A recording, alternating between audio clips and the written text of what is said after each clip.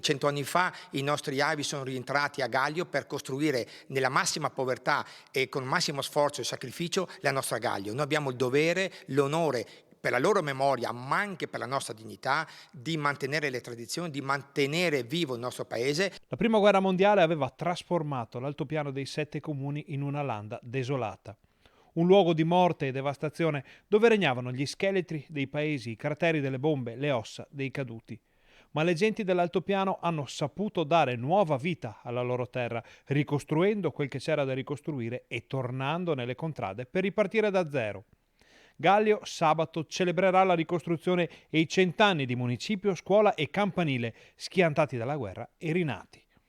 La vita civile, quella religiosa, è il luogo di formazione, un triangolo fondamentale per la società dell'epoca che trova riscontri anche nella comunità di oggi, che si ritroverà per un consiglio comunale straordinario proprio sul sagrato della Chiesa. La facciata della chiesa che per noi è l'emblema della prima guerra mondiale perché è stato l'unico edificio, l'unico pezzo di edificio che poi è rimasto in piedi durante la guerra, perché Gallio fu raso al suolo come tanti altri comuni. La festa della comunità che guarda al passato e si interroga al futuro diventerà anche l'occasione per capire da dove la montagna veneta possa ripartire per combattere il male più grande, lo spopolamento e l'abbandono. Ci ritroveremo come comunità, faremo un pranzo dove sono già iscritti circa 300 persone e da qui ripartirà quella che una volta era la festa della comunità, perché dall'anno prossimo, a novembre, ci ritroveremo ogni anno con la festa della comunità per dare senso di appartenenza a questo territorio, soprattutto oggi dopo le vicende note del Covid piuttosto che della crisi che attanaglia un po' tutti quanti.